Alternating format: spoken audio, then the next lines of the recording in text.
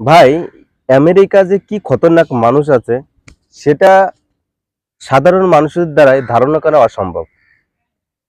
আমেরিকার বুদ্ধির কাছে অনেক তাবড় তাবড় দেশ কিন্তু মাথা নচু মানে নিচু করে দেয়।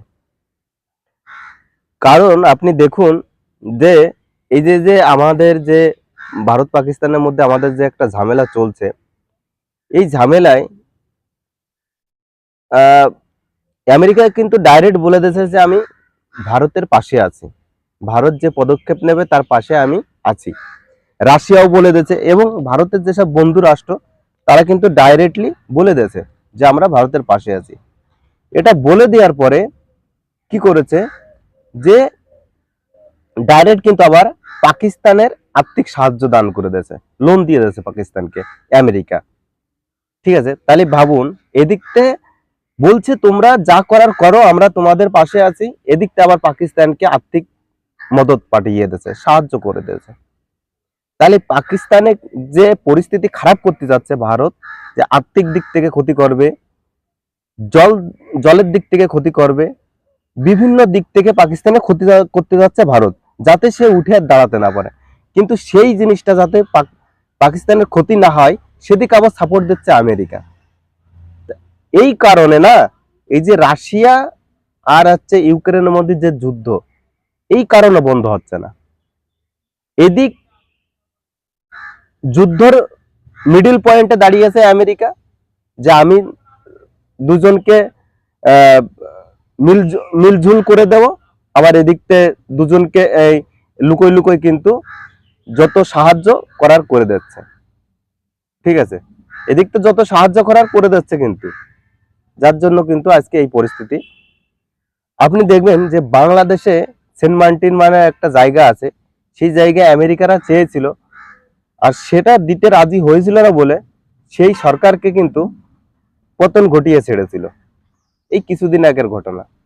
তেমনি ভারতবর্ষের সাথে যে পাকিস্তানের ঝামেলা চলছে, এতেও কিন্তু আমেরিকা এই একই ধরনের কাজ করেছে।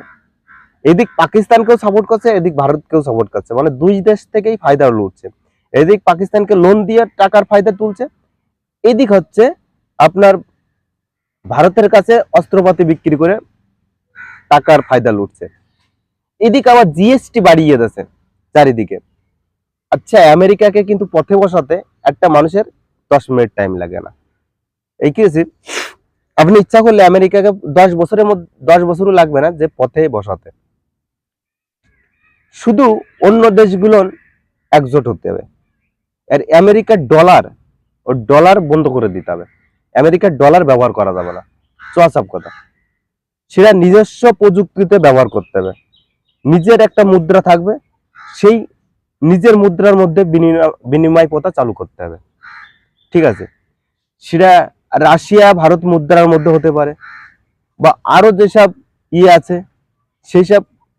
ঠিক আছে, নাহলে ডিজিটাল প্রথার মাধ্যমে ওই ডলার সিস্টেমটা বন্ধ করে দিতে হবে। ঠিক আছে, তাহলে কিন্তু এই জিনিসগুলো আস্তে আস্তে আমেরিকা কিন্তু ভেঙে পড়বে। কারণ আমেরিকার যত টাকা আয় হয় ডলারের থেকে, ঠিক আছে, ওই ডলার কিন্তু বন্ধ করে দিতে হবে।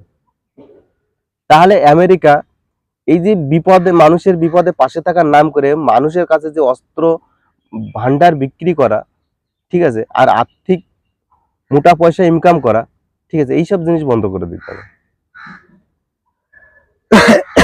থাকলে তুমি একটা মানুষের সাপোর্টে থাকো, দুটো মানুষের সাপোর্টে তোমার থাকা যাবে না।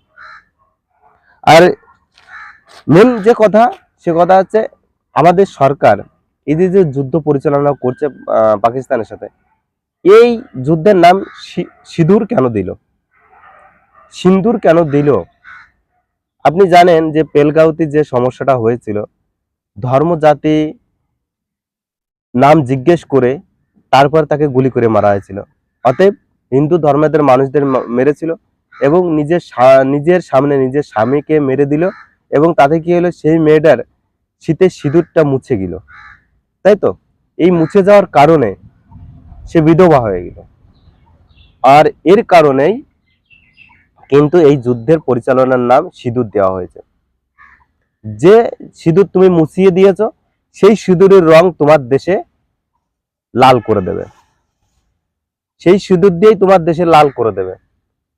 আবার সরকার এমন একটা চিন্তা ভাবনা করে যুদ্ধ পরিচালনা করাচ্ছে, দুজন মহিলা দিয়ে যুদ্ধ পরিচালনা করেছে, একজন মুসলিম একজন হিন্দু, কিন্তু মুসলিম মহিলার ভূমিকা সব থেকে বেশি এখানে। মুসলিম, কারণ এখানে মুসলিম নেওয়ার কারণ আছে। কারণ যখন হিন্দুদের মারা হয়েছিল, ধর্ম জিজ্ঞেস করে করে যখন মারা হয়েছিল, তখন কিন্তু মুসলিমকে মারা হয়েছিল না, একজন মুসলিম মারা গিয়েছিল, সে ওই জিনিসটা আটকাতে গিয়েছিল, তাই তাকে মেরে দিয়েছিল, কিন্তু তাছাড়া কোনো মুসলিমকে মারা হয়নি। যখনই শুনতে পেরেছে এই মুসলিম, একে পাশ কাটিয়ে দিয়েছে। এই সব পরিস্থিতি, যার জন্য মুসলিমের হাত দিয়েই এই যুদ্ধ কিন্তু পরিচালনা হয়েছে, যাতে মুসলিমের হাত দিয়ে মুসলিমকে মারা হয়। ঠিক আছে, কিন্তু আমাদের যে ম্যাডাম মেরেছেন বা এই যুদ্ধ পরিচালনা করেছেন, উনাকে অ্যাকচুয়ালি আমরা মুসলিম হিসাবে মানি না। কারণ উনি আমাদের ধরতে গেলে একজন হিন্দু ঘরেরই আমাদের দিদি বা আমাদের বোনের মতন।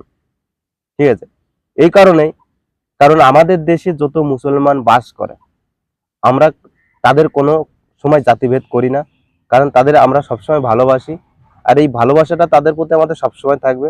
কারণ যারা আমাদের দেশে শিক্ষিত মুসলিম আছে, বা যারা বোঝে, বা সমাজের সাথে আপডেট, সময়ের সাথে আপডেট, তারা কিন্তু বোঝে যে আমরা ভারতবর্ষে থেকে অনেক শান্তিতে আছি, সুখে শান্তিতে আছি, আমাদের কোনো সমস্যা নেই। তো অতএব এই দেশ আমাদের মাতৃভূমি, সেই হিসাবে কিন্তু তারা কথা বলে। অতএব তাদের সাপোর্ট আমাদের মতন হিন্দু ছেলেরা বা হিন্দু মানুষেরা সারা জীবন নিয়ে যাবে। ঠিক আছে, তো এই দিদিকে অনেক অনেক ধন্যবাদ, যে এত বড় একটা কাজ পাকিস্তানের বিপক্ষে পরিচালনা করার জন্য।